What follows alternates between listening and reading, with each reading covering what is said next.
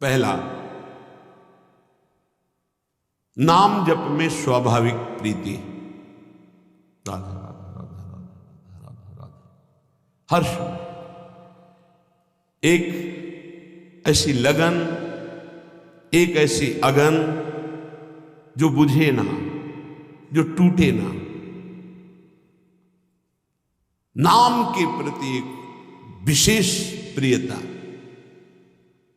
हे भगवान की ऐसी प्रचंड माया है कि रोज नाम महिमा सुनते हैं,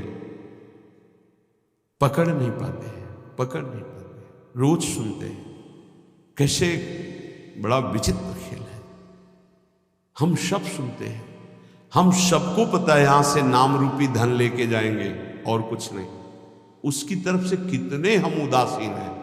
जो हमारे साथ नहीं जाएगा उसमें कितनी लगन है, जो हमारे साथ जाएगा उसमें कितने हम उदासीन हैं। उदासीन, कोई पीड़ा नहीं नाम के बिना हमारा समय नष्ट हो रहा है। आप सोचो, कोई व्यापारी अगर वो 100 रुपये का घाटा हो जाए तो बर्दाश्त नहीं करता, क्योंकि वो और 100 रुपये प्लस मुनाफा ही चाहेगा। आप नाम के व्यापारी मानवदेह प्राप्त करके नाम का व्यापार करने के लिए आए हैं, आपका नाम छूट गया, आप घाटा बर्दाश्त कर लिए, इसका मतलब नाम के प्रति महत्व तो नहीं है आपका। बहुत विचित्र माया। जब नाम महिमा सुनो तो लगता है आज से केवल नाम ही जप करेंगे। थोड़ी देर के बाद एक ऐसी हवा चली कि भूल गए कि हमने कुछ सोचा भी था नाम के प्रति। लाखों बार नाम की महिमा सुनने पर भी नाम में रति नहीं होती। लेकिन जिसमें भक्ति का प्रादुर्भाव हो गया तो पहला लक्षण है वो नाम में रति कर लेता है। ये भगवान की माया नाम में रति नहीं होने देगी, पक्का। ये भगवान की भक्ति ही नाम में रति होने देती है। लाख समझाओ, नाम में रति नहीं हो सकती। और सब कुछ करने का मन करेगा। नाम सुमिरन का ये निश्चित निश्चित निश्चित भगवत प्राप्ति। अगर आपकी नाम की माला चल रही श्वासों में, बस निहाल हो जाओगे। कुछ पकड़ो या ना पकड़ो, निहाल हो जाओगे। मान लो हमारी बात। अच्छा, शरीर से कार्य करो, उसके लिए तो नहीं कह रहे कि आप पद्मासन लगाकर बैठो, सिद्धासन लगाकर बैठो। शरीर से कार्यरत रहो। मन में नाम चलता है सिद्धों का, साधकों का मन में नाम नहीं चलता। 2-4 बार चलेगा फिर भाग जाएगा मन विषयों में, आप भूल जाएंगे। ये खूब अनुभव की बात कह रहे हैं। इसमें किसी का तर्क काम नहीं करेगा। अनुभव के आगे तर्क काम नहीं करता। पढ़ी लिखी बात पे तर्क काम करता है। सामने मनोनुकूल विषय आया, भजन छूट गया। मनोनुकूल शरीर आया, संबंधी आया, पद आया, छूट गया नाम। जबकि त्रिभुवन की राज्य लक्ष्मी देने पर भी आधे पल के लिए जो प्रभु का विस्मरण ना करे उसे भक्त कहते हैं, उसे भागवत कहते हैं, महाभागवत कहते हैं। ये 20 लक्षण में सबसे पहला लक्षण है नाम जपने में रुचि, स्वाद आ जाता है। स्वाद, ऐसा स्वाद आता है कि रातों जग जग करके उपासक नाम जप करता है। भोजन पाने में डरता है, नाम न छूट जाए। मित्रता करने में डरता है, नाम न छूट जाए। सगे सने संबंधियों से बात करने में डरता है, नाम न छूट जाए। बलिहारी है उसके चरणारविंद की, जो ऐसी नाम में स्वाद वृत्ति आ गई है। ये बड़ी विचित्र माया है। गोस्वामी तुलसीदास जी कह रहे हैं, हे हरि कस न हरहु भ्रम भारी। भारी भ्रम पैदा हो गया। लाख बार समझाओ फिर भी सब भारी भ्रम है। बहुत विचित्र है, बहुत विचित्र। जो जानता नहीं है उससे गलती हो जाए तो बात चलो गलती हो गई।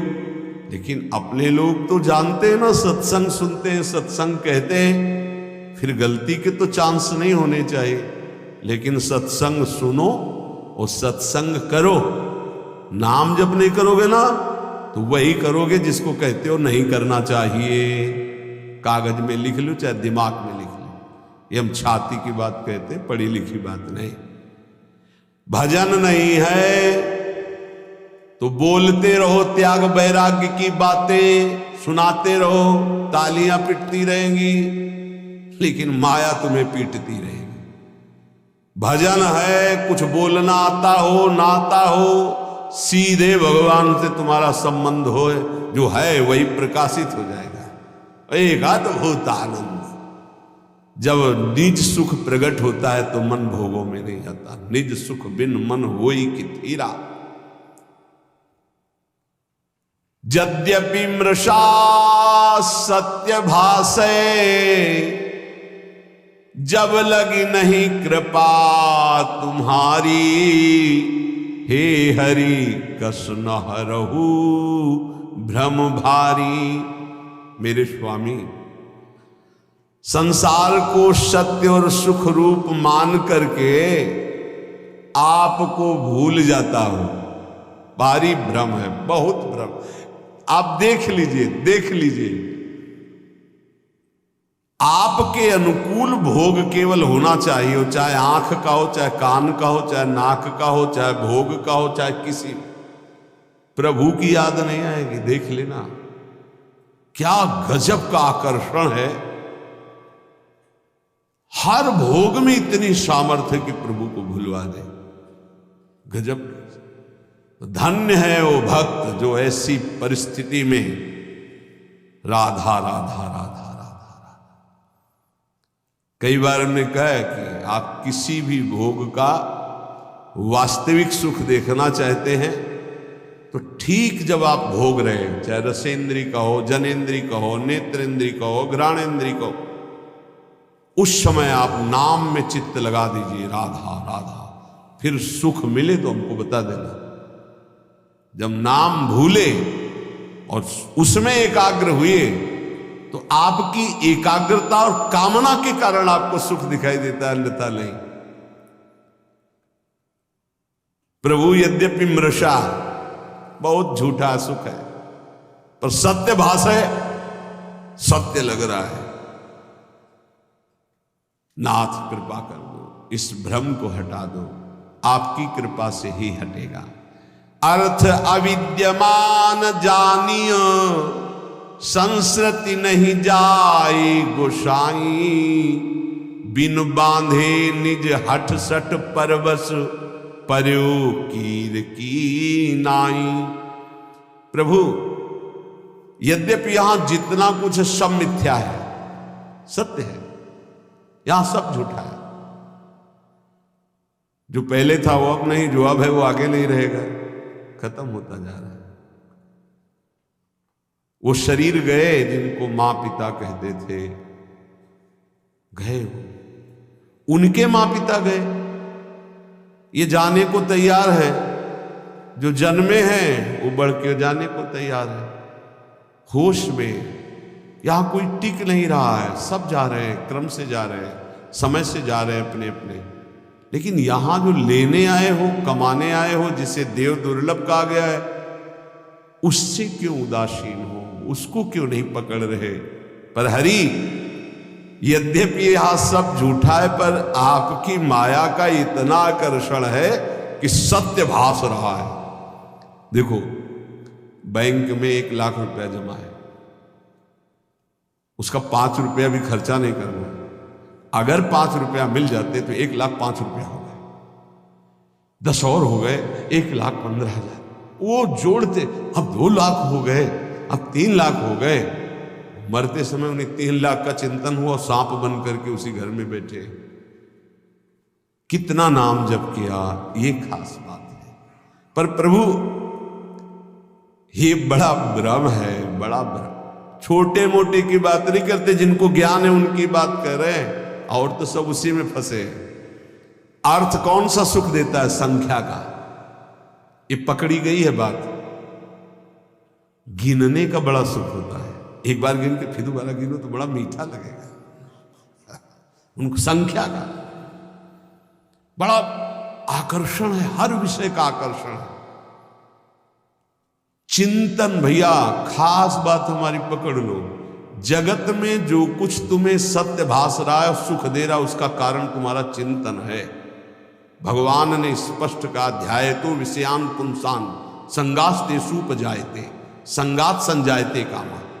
खास बात, अगर विषय चिंतन ना हो, धन चिंतन ना हो, भोग चिंतन ना हो, और फिर आपको तो कोई उसका महत्व नहीं। समलोष्टास्म कांचना, जिनका चिंतन भगवान में रहता है तो माटी का ढेला, सोने का और रुपया सब उनके लिए एक समान रहता है, कोई उसका महत्व नहीं रहता।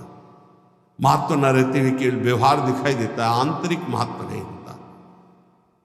प्रभु मैं ये जानता हूं, अर्थ अविद्यमान जानी, संस्कृति नहीं जाए गोसाई, बिनु बांधे निज हठ सठ परवश पर्यो कीर की लाई।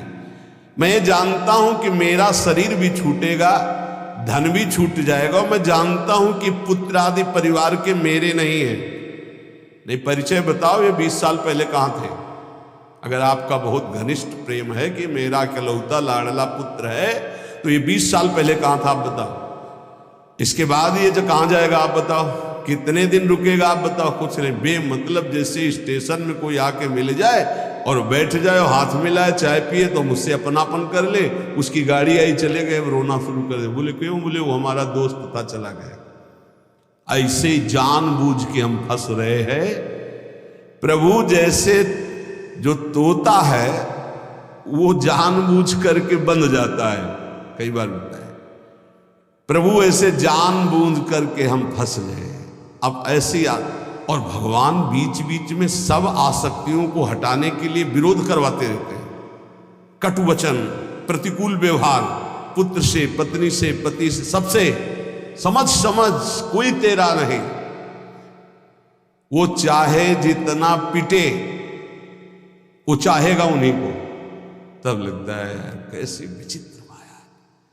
ये अब भी नहीं समझ पा रहा कि कोई हमको इससे हटाना चाहता है, जिस राग को नहीं छोड़ सकते थे हटाना चाहता है।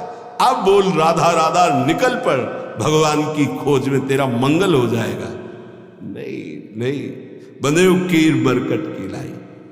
सपने व्याधि विविध बाधा, जन्म मृत्यु उपस्थित आई, वैद्य अनेक उपाय करे, जागे बिनु पीर न जाई।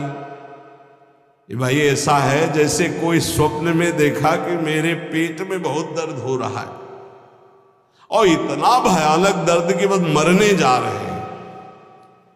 अब वो चिल्ला रहा है स्वप्न में, पेट दर्द कर रहा है, दवाई दो, और आवाज बाहर निकल रही है।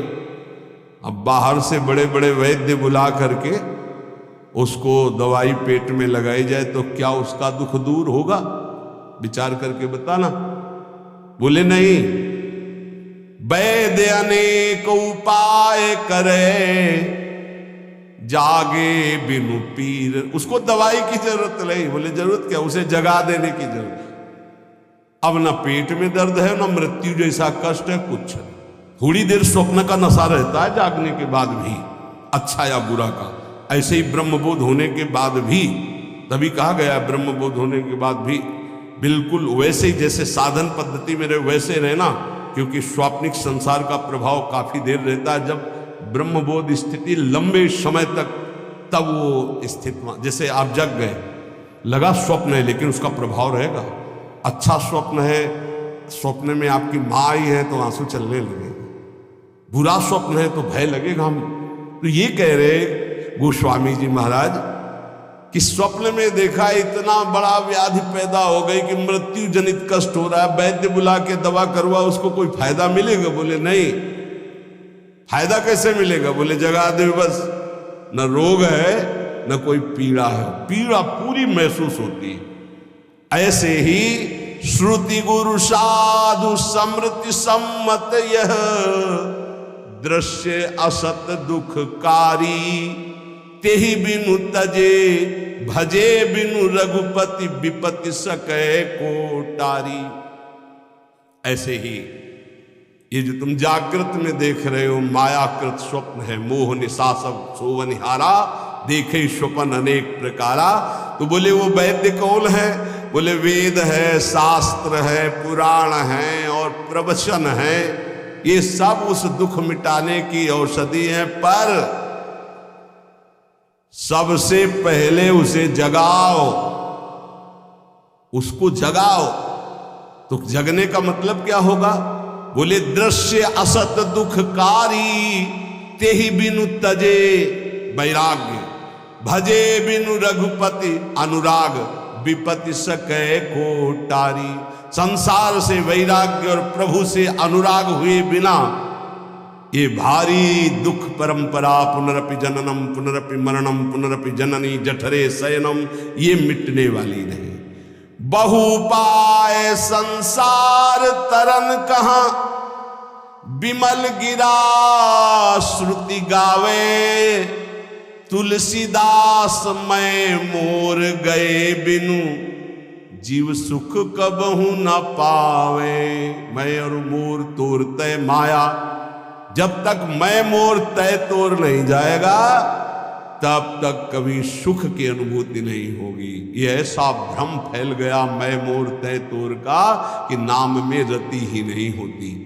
तो पहला लक्षण उपाय है, संसार के जितने भोग हैं सब असत हैं। ये जादू के द्वारा रचे हुए हैं। जादू के द्वारा जब सामान रची जाती है तो होती नहीं है, केवल दिखाई देती है। आप छुओगे तो आपको दिखाई देगी, लेकिन आप उसका भोग नहीं कर सकते, उसमें है ही नहीं कुछ। वो केवल रचना तुम्हारे नेत्रों को मंत्र शक्ति से बांध करके संकल्प के द्वारा की गई।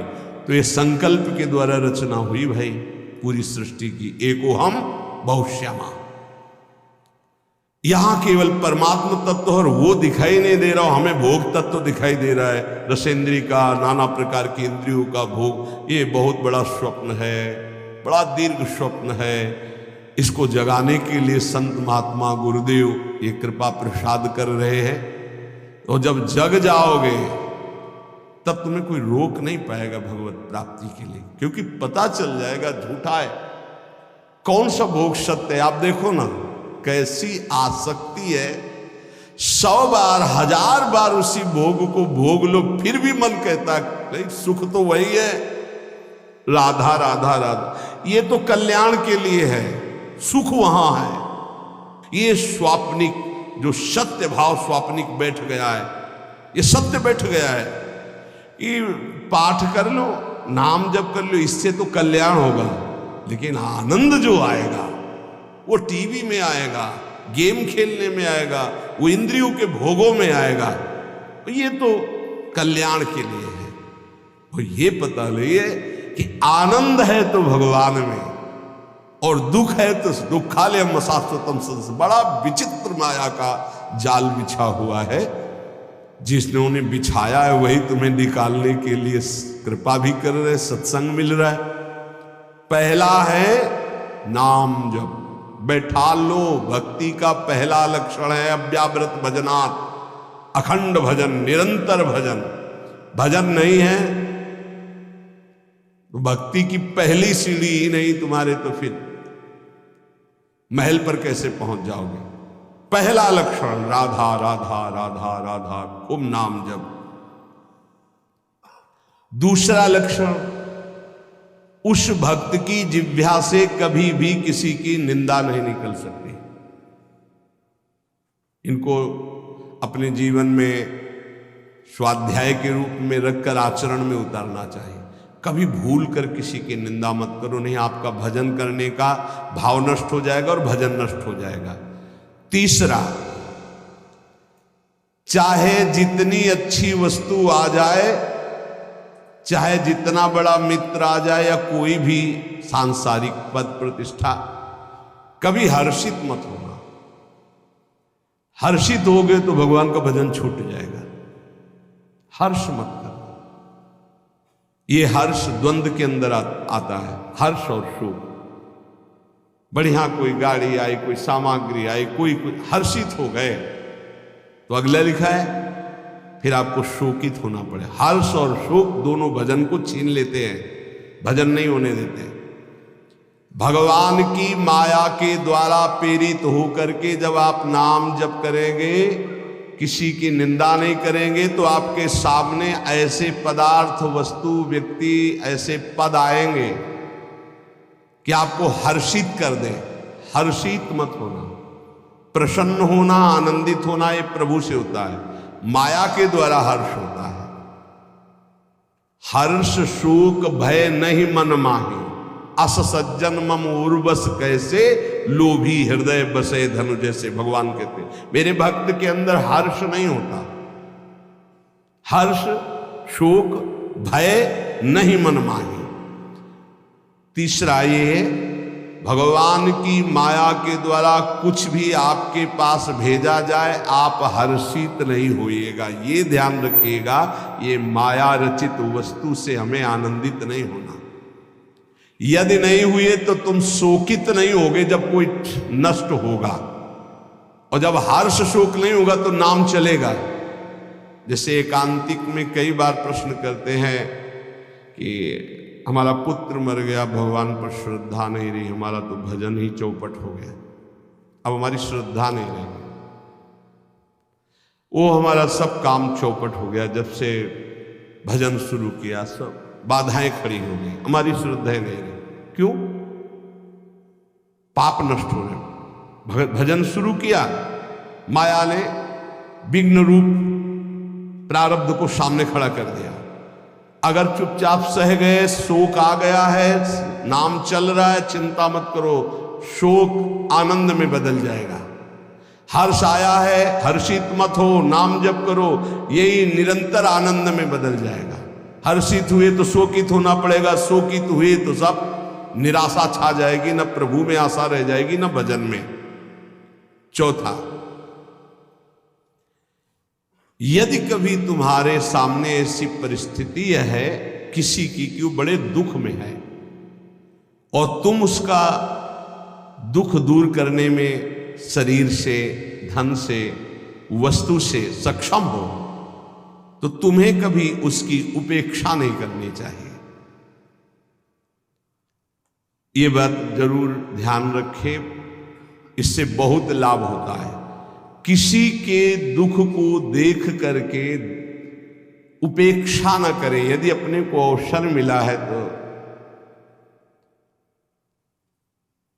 श्री जी का बगीचा है, उसके सामने कोई सावन के समय, ये हो सकता है 18-20 वर्ष के बाद हो, बाहरी कोई संत भगवान वयोवृद्ध आए थे, तो उसी बगीचे के गेट के पास ऐसे जो परिक्रमा का किनारा है पड़े थे, और बहुत उनको शौच, वो वृद्ध थे। कोई देख, अब कौन यहाँ तो सब परिक्रमा लगा रहे, सब अपने राग रंग में मस्त।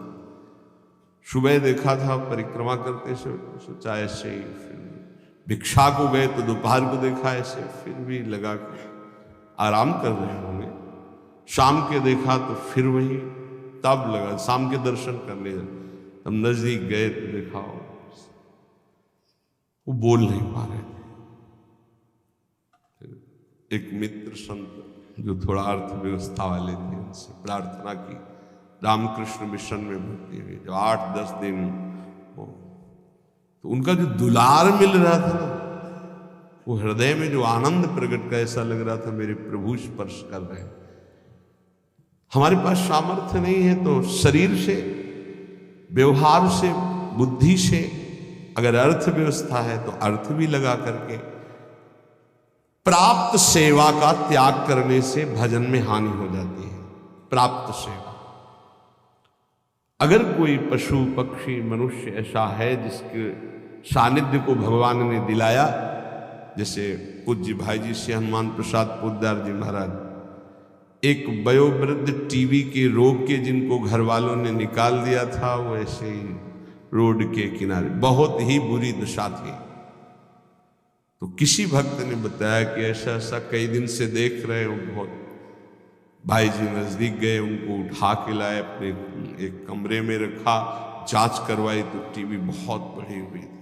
अच्छा, ये संक्रामक रोग होता है, जैसे थूक आदि, तो सब वो ऐसे दस्ताने और मास्क लगाकर भाई जी ऐसे ड्यूटी बंधी की 2-2 घंटे 3-3 घंटे सब इनकी सेवा में है। अपरिचित, रोग ग्रसित, अनाथ प्राप्त सेवा ये भगवत स्वरूप है। भाई जी से कहा, भाई जी संक्रामक रोग होता है, आप मास्क नहीं लगाए, आप सावधान। बोले देखो आप मरीज की सेवा कर रहे हैं, हम भगवान की सेवा कर रहे हैं, हमें कुछ नहीं होने वाला, क्योंकि मैं अपने भगवान की सेवा कर रहा हूं। आप मरीज की आप जरूर पहनिएगा, क्योंकि आप मरीज की कर रहे हैं, हम श्री भगवान की, हमारे श्री भगवान। बड़े बड़े महापुरुषों से शिक्षा मिलती है, कभी ऐसा अवसर मिले तो जरूर वहां प्रमाद नहीं करना चाहिए कि हमारा क्या नहीं, भगवान उस रूप में आपको कुछ विशेष स्थिति प्रदान करने के लिए सेवा का अवसर दिए। ये चौथा, प्राप्त सेवा का कभी त्याग ना करें। जैसे एक दो बार ऐसा हुआ है कि कई दिन से भूखे हैं बाबा, कहीं मिलेगा क्या, कहीं भोजन की व्यवस्था है क्या? भोजन की कहाँ व्यवस्था है तो मुझे पता नहीं, लेकिन आइए आप, जो कुछ भोग का श्री जी का एक एक लड्डू लगा दिए, मिश्री लगा दिए, ऐसे वो रखा, आप इसे पाइए और अभी हम मांग के लाते हैं। हमारी जितनी सेवा में सामर्थ्य है उतना हम आपको, अगर आपके पास भोजन की व्यवस्था है और कोई दुखी है, भूखा है, प्यासा है, आप दे दीजिए। कोई ठंडी में कांप रहा है, आपको लग रहा है कि इसको जरूरत है, वास्तविक वो निरपेक्ष है, अपना शाल अपना स्वेटर पहन, फिर आप देखिए आपको हृदय में कैसा आनंद, कैसे आपके सुकृत उदय होते हैं। बहुत रहस्य की बात है। प्राप्त सेवा का त्याग करने से श्री जी के भजन में विक्षेप पड़ जाएगा और उपासक का भाव क्षीण हो जाएगा। वो चाहे किसी पशु पक्षी की हो या किसी मनुष्य की, अगर सेवा प्राप्त हो गई है तो उस समय उपेक्षा ना कीजिए, है ये तो ऐसे संसार है सब नहीं। आप पूज्य राधा बाबा के पावन चरित्र में अवध धाम कनक बिहारी जी के दर्शन कर ले, रास्ते में गधे के रूप में, भगवान ही सब रूपों में, तो बहुत ही घाव कौआ ऐसे जिंदा नोच रहे थे।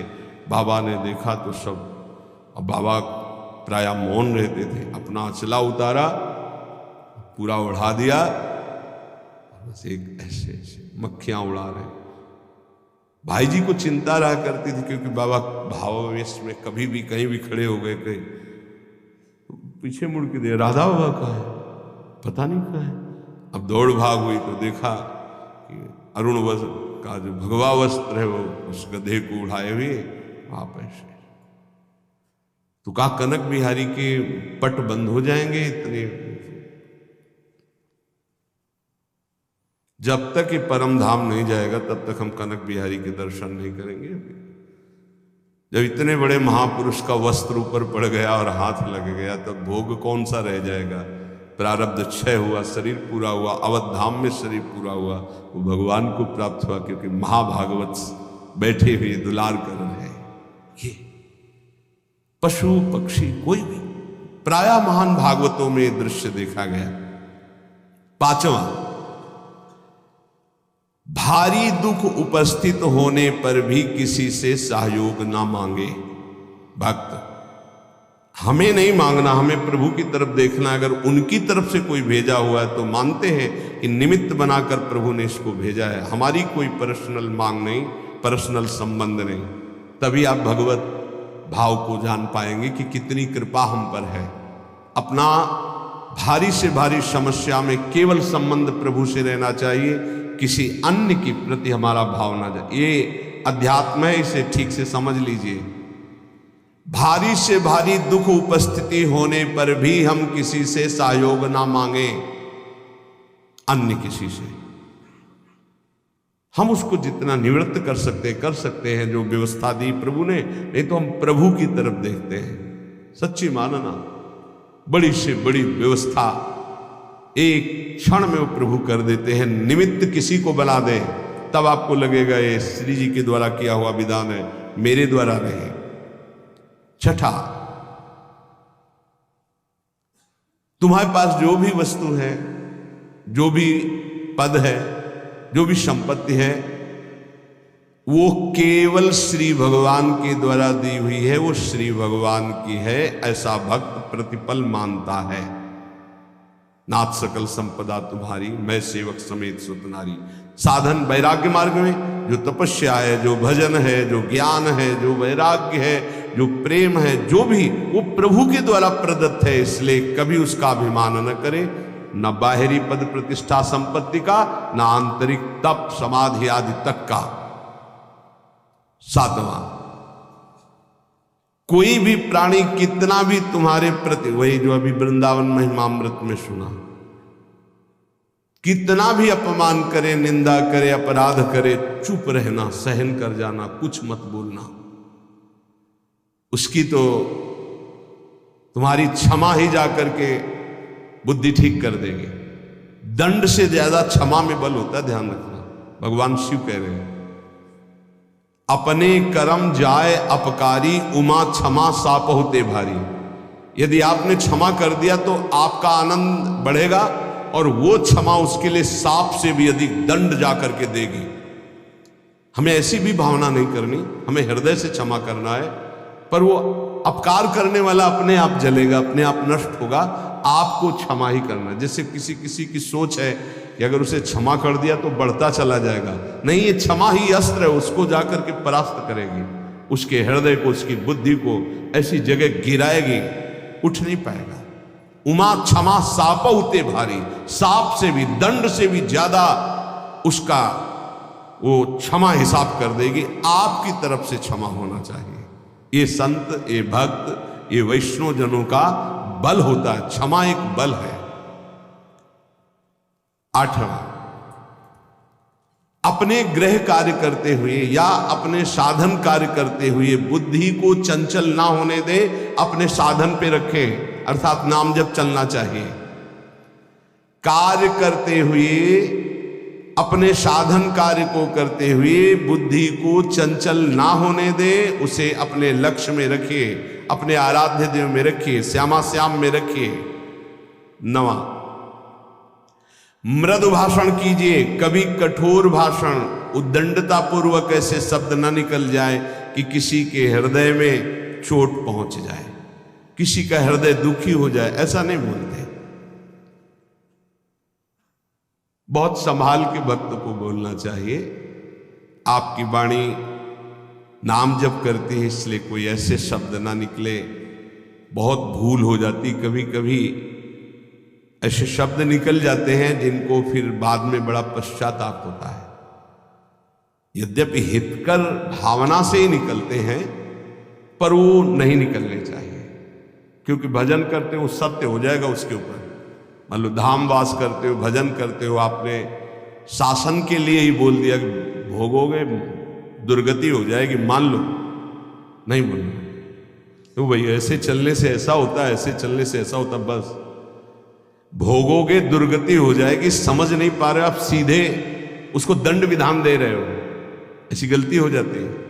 आप जितना भजन करते हैं वो भजन कोई साधारण नहीं। आप जो राधा राधा बोलते हैं, मधुर भाषी रहिए, किसी को ऐसा न निकल जाए कि उसको दंड भोगना पड़े, तो आपका भजन क्षीण हो जाएगा। प्रार्थना करते हैं कि आपके पास अगर भजन है तो कभी किसी को दंड विधान मत सोचना, नहीं लागू हो जाएगा, आपका भजन क्षीण हो जाएगा। इसमें पक्का, आज नहीं तो कल पक्का लागू हो जाएगा, क्योंकि भजन है। भजन नहीं तो ऐसे फालतू कहने वालों का नहीं लगता, लेकिन भजन है तो लागू हो जाएगा, पक्का लागू हो जाएगा। बहुत डरना चाहिए भजन करने वालों से, कहीं हमसे त्रुटि हो जाए कुछ ऐसा। संतों के वचन मंगल के लिए होते, भगवत प्राप्ति के लिए होते, ब्रह्म प्राप्ति के लिए होते। कहीं हमारे द्वारा कुछ ऐसे शब्द ना निकल जाए जो किसी को कष्ट प्रदान करने वाले हो। बहुत संभल के, क्योंकि भजन करते हो, पक्का लागू हो जाएगा। यदि नाम जप कर रहे हो पक्का लागू हो जाएगा, पर आपका भजन क्षीण हो जाएगा। जैसा आप संकल्प करेंगे वैसे ही आपकी दशा होगी, ध्यान रखो। यदि हम संकल्प करते हैं दूसरों का मंगल हो तो हमारा मंगल हो जाएगा, हम दूसरों का मंगल में तो हमारा मंगल हो जाएगा, पक्का हो जाएगा। 10वां, गंदी भाषा का प्रयोग अश्लील भाषा, ये नाम जापक की जिह्वा से नहीं होना चाहिए। गाली गलौज, ये सब गंदी बातें, ये सब नहीं, हंसी मजाक में गंदी बातें, ये सब नाम जापक की जिह्वा पे नहीं होनी चाहिए। कहा जो कोई भी व्यसन करता है, कोई भी व्यसन, उसका नाम सिद्ध नहीं हो सकता, उसका भजन से। देखो जो सिद्ध पुरुष हैं उनकी नकल नहीं करनी चाहिए। जो भगवत प्राप्त हैं, जिनका भजन निरंतर चलता है, उनकी नकल नहीं करनी चाहिए, उनका आचरण अनुसरण नहीं करना। वो जो उपदेश से उनका आचरण मिले, ऐसा शास्त्र आज्ञा करते हैं। कोई भी व्यसन साधक अगर करेगा, अश्लील संभाषण बोलेगा, तो नाम कैसे सिद्ध हो पाएगा? 10वां यही कि अश्लील शब्द ना बोले, कोई व्यसन न करे। 11वां किसी की चुगली न करे। ये प्राय चतुर साधकों में नहीं होता है। रामाय भजे थे चतुर न। जो विवेकहीन है उनके द्वारा ये गलती ज्यादा हो जाती। चुगली, ये बहुत जल्दी सुकृत नष्ट हो जाते हैं। सुना वो ये उनके लिए ये कह रहे ऐसा ही है क्या, और वो ऐसा है, वो ये प्रपंच साधकों में नहीं होना चाहिए। किसी की वार्ता नहीं करनी, करनी तो श्यामा श्याम की। 12वां किसी भी तरह की संसारिक चर्चाओं का कोई स्थान नहीं होना चाहिए। संसारिक चर्चा, समाचार पत्र पढ़े, समाचार सुने या किसी की बात, वो व्यर्थ का कोई भी भाषण उपासक की जिह्वा में नहीं होना चाहिए।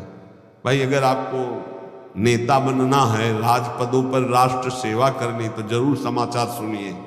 कौन सी पार्टी कितनी प्रबल हो रही है आप देखिएगा, कौन सी क्या व्यवस्था हो रही है, कौन सा आंदोलन चल रहा है, किसकी क्या मांग है, ये तो आप देख लीजिएगा। क्योंकि आपको नेता बनना है, आपको राष्ट्र सेवा, और यदि आपको भगवान की प्राप्ति करनी है तो समाचार पत्र, समाचार आदि यदि सुनोगे तो 24 घंटे की खुराक मन इकट्ठा कर लेगा, और वो उसी तरह के चिंतन में आपको फंसा देगा।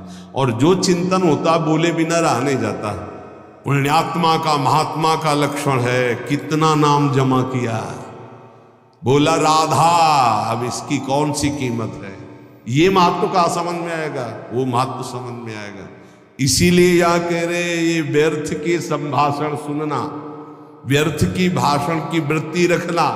समाचार पत्र दुनिया में क्या हो रहा है, भगवान की प्राप्ति में सबसे ज्यादा बाधक ये है, ध्यान रखना। फिर चित्त वृत्ति वहीं लगती है। वो आजकल भगवान की माया के द्वारा कृपा हुई है कि मोबाइल सबके पास है, सर्च करो, संसार को देखो। बचो भाई, अगर भक्ति का रंग, बिल्कुल अपनी भक्ति फीकी लगने लगेगी। जब इन बातों को सुनोगे, इन बातों को देखोगे, तो आपको अपनी भक्ति फीकी लगने लगेगी। हाँ, लगने लगेगा। माया बहुत प्रचंड है, तभी तो बड़े बड़े त्राहिमाम बोलते इस माया के आगे। ऐसे ऐसे महान भागवत में ऐसे रोटी मांगी, 2 टुकड़े मिले, ऐसे चबाया, रात दिन भजन कर रहे हैं। क्या मिला उनको? अनंत कोटि ब्रह्मांडों का ईश्वर उसके अधीन हो गया। अब आप थोड़ा सा विचार करो, भारत में कितना रुपया होगा? ऐसे कितने बड़े बड़े देश हैं जो इससे भी ज्यादा समृद्ध और धनशाली, अमेरिका, सब जगह कितना रुपया, सोना चांदी जो उखड़ आया है बाहर, कितना दबा है, कितना ऐसा विश्व में है। और ये जितना सब कुछ है, धनाध्यक्ष कुबेर के कोने के बराबर नहीं है। और धनाध्यक्ष कुबेर के पास जितना, वो लक्ष्मी जी के एक चरण चिन्ह में विराजमान है। और लक्ष्मी जी भगवान नारायण के चरणों को सहलाती रहती है। भगवान अर्ध निमीलित नेत्रों में उनकी तरफ देखते भी नहीं। अब आप विचार करो, ऐसे भगवान की आप आराधना कर रहे हो, आपको संसारिक रुपया, पैसा, महत्व जाग जाए तो हानि नहीं हो गई। जैसे वमन को देख करके घृणा पैदा होती है, ऐसी बातों को सुन करके घृणा पैदा होना चाहिए। लेकिन संसारिक महत्व जागृत हो जाएगा। उपासक को चाहिए कि ये सब बातें कभी ना सुने, बड़ा प्रभाव होता है। कुल्ल जी अल्लाह जी का चरित्र सुना, उसमें जो छोटे भाई थे जन्म से वैरागी हुए, लेकिन जब जवान थे एक जंगल में पड़े हुए थे, विश्राम कर रहे थे, तो वहीं आकर के राजकुमार की पूरी सवारी, अब वहाँ बहुत सी नृत्यांगनाओं, सब राज सुख पड़े पड़े देखते रहे। उनके मन में आया कि बचपन से भगवान का भजन कर रहे हैं, यार सुखी जीवन तो यही है। समय समय पर सब सेवाएं अप्सराएं नाच रही, विविध प्रकार के। मन में छा गई वासना कि यार सुख तो राजकुमार को ही, इस जन्म में राजकुमार से ही मित्रता हुई, साथ ही उनको दूसरा जन्म लेना पड़ा, और वैसे ही भोग सामग्री वैसे ही। ये तो कहो भगवान का भजन कर रहे थे तो उनके भाई बड़े भजनानंदी निकले, जिससे उनके हृदय में पुनः भक्ति जागृत हो गई। एक भी बात अगर तुम्हारे हृदय में वासनात्मक रहेगी, कुछ नहीं बनने वाला। वो वासना जब तक तुम्हारी पूरी नहीं होगी, आगे ना भजन बढ़ेगा ना भगवत प्राप्ति होगी। कह रहे हैं अनपायनी भक्ति दो, विभीषण जी कह रहे हैं, बोले नहीं पहले लंकाधिपति बनो, क्योंकि पहले तुम हृदय में उर्कछ प्रथम वासना रही। ए भाई कुछ नहीं है, कुछ नहीं है। इतना रुपया, इतना सब कुछ, कुबेर के खजाने के कोने, कुबेर भगवान के बहुत छोटे सेवक हैं, कुछ नहीं, ये मायाकृत है। अंदर से अगर ये सब गणनाएं, ये सब सुनना, ये सब बोलना, ये सब चर्चा, तो आप भगवत विमुख हो जाएंगे, इसका महत्व जागृत हो जाएगा। 13वां, किसी से किसी भी चालबाजी से धन का अपहरण करने की कोशिश न करें। ये ले जाओ, दूसरा छू लेगा तो काम नहीं करेगा, देख ना पावे ऐसी जगह रखना, वो कहीं ना कहीं तो रखेगा, काम नहीं बना, किसी ने छुआ होगा, पक्का वो मंत्र था ऐसा ना, किसी ने छुआ होगा। ऐसी ऐसी चालबाजियां, ऐसे ऐसे, तो यहां जो इशारा कर रहे हैं उड़िया बाबा कि साधक हो करके किसी भी तरह की ऐसी कोई धन अपहरण करने की बातें न की जाएं। 14, कोई भी भगवत विमुख कार्य ना किया जाए जिससे हमारा भजन छूट जाए, ऐसे कार्यों का कोई अनुष्ठान न ले। बहुत से ऐसे कार्य होते हैं जो धर्मार्थ दिखाई देते हैं लेकिन उनमें भजन छूट जाता है, तो विरत बहुकर्मा।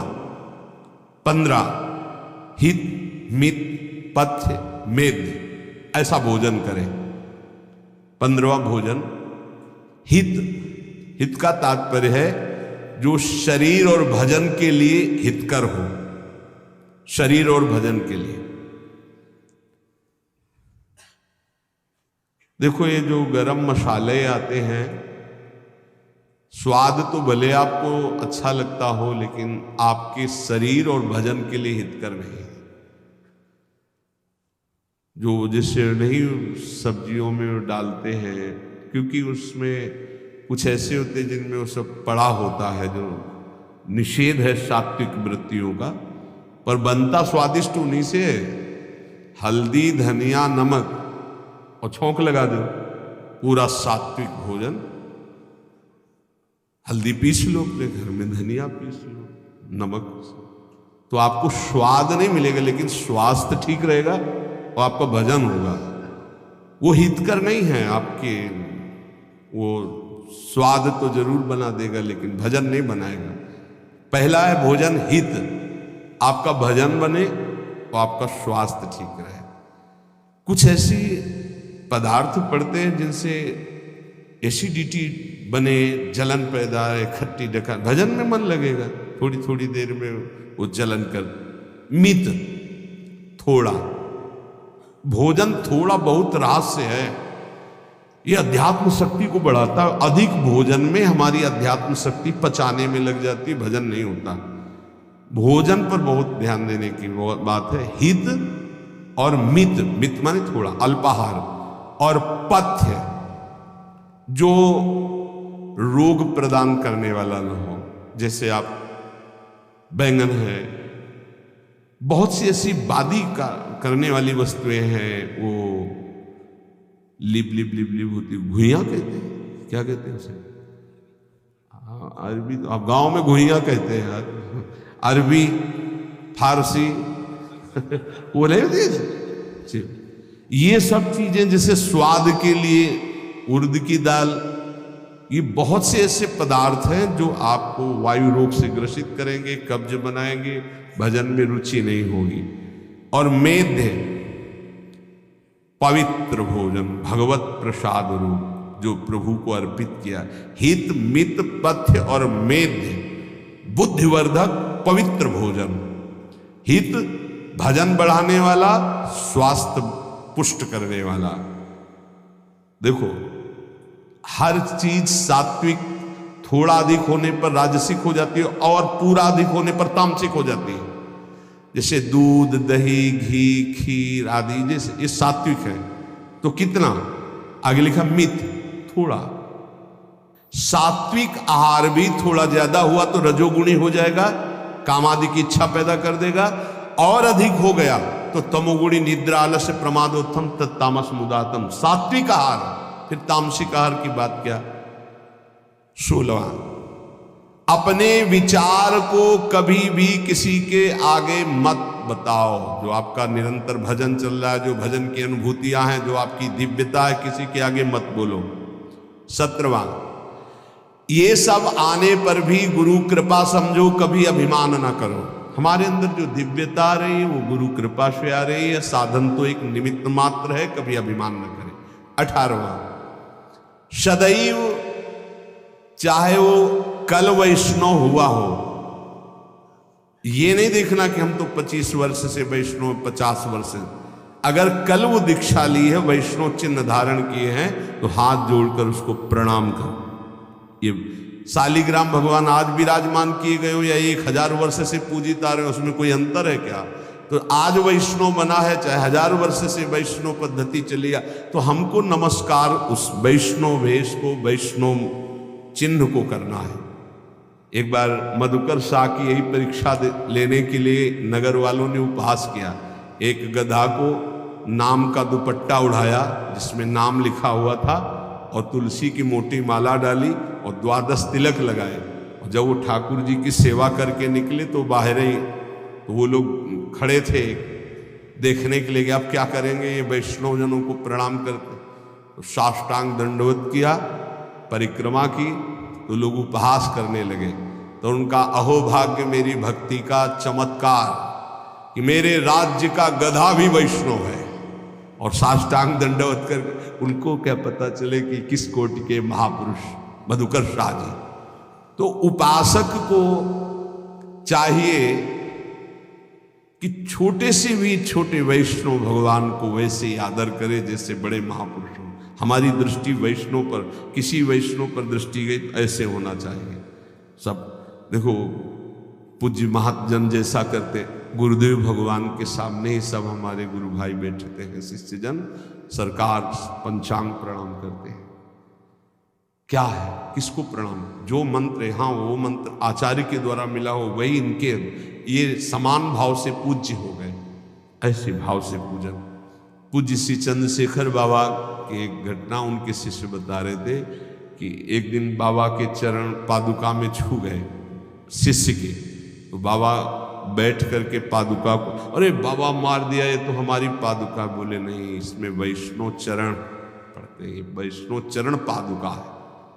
उस महापुरुषों की चेष्टाओं से पता चलता है कि वैष्णव का कितना आदर किया जाता है। तो चाहे कल वैष्णव हुआ हो, वो वैष्णव चिन्हों से चिन्हित है, उसका आदर, उसका सम्मान मानो प्रभु को प्रसन्न करना है। 19वां,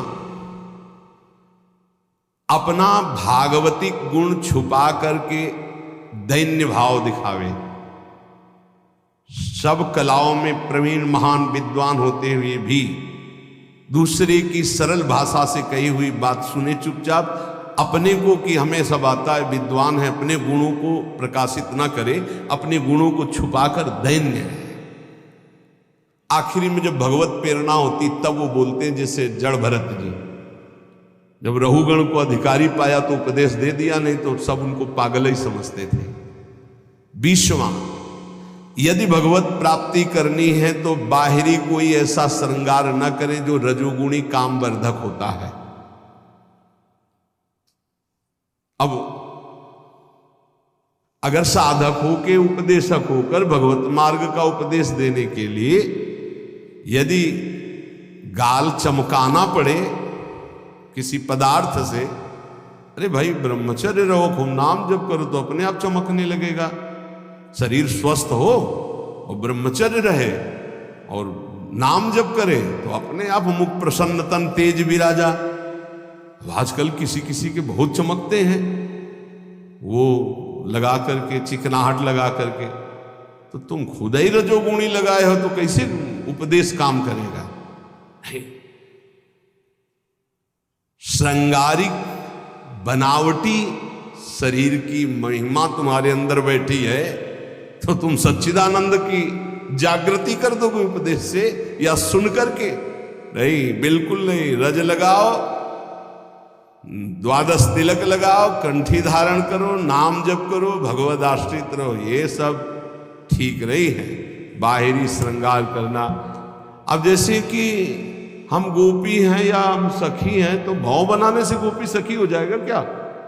एक एक बाल उखड़वा लिया यहां का, वैसे कि हम सखी श्री कृष्ण से मोहित हो जाएंगे?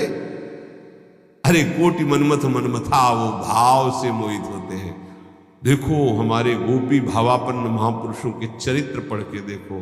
कौपीन, एक मारकीन, टाट बिछा हुआ श्री कृष्ण के संग रास में खेल रहे, बाहर से ऐसे उदासीन। ये बाहरी श्रृंगार, ये स्नू पाउडर, ये दुनिया की लाली लिपस्टिक लगा के श्री कृष्ण को नहीं रिझाया जाता। ये सखी और गोपीन से नहीं बना जाता। ये बवाल है रजोगुण का। इससे श्री कृष्ण जानते, श्री कृष्ण की कौन सा श्रृंगार होता है? स्थूल सूक्ष्म कारण तीनों शरीरों का त्यागी हो, अखंड चिंतन में अनुराग में जब रुदु सुस्वरम राजन कृष्ण दर्शन लालसा, वो भाव है, वो स्थिति है, गोपी स्थिति। जैसे देखो मुख्यमंत्री पद, प्रधानमंत्री पद, राष्ट्रपति पद, देवराज इंद्र पद, प्रजापति पद, परमेष्ठी पद, ऐसे ही ये पद है।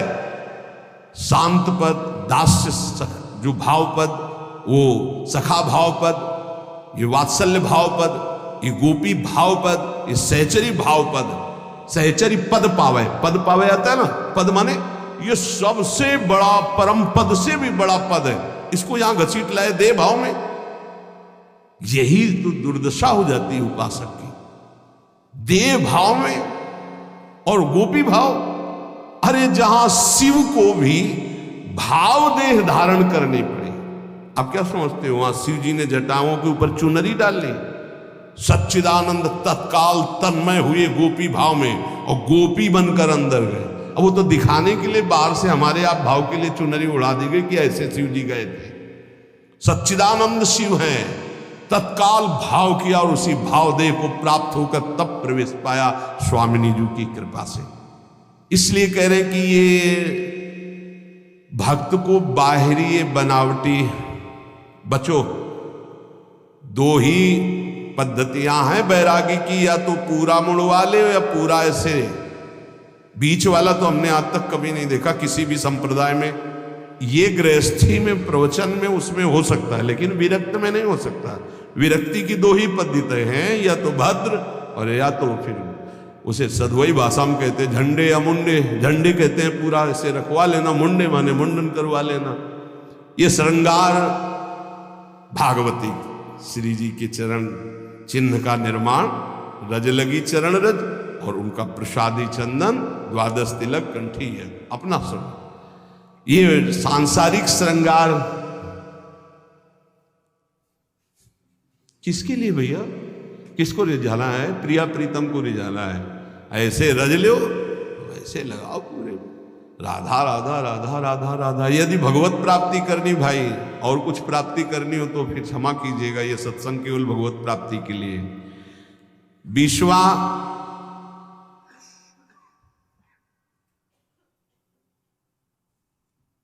निष्पक्ष होकर के पूरा जीवन व्यतीत कर दो, किसी को अपना स्वीकार न करो।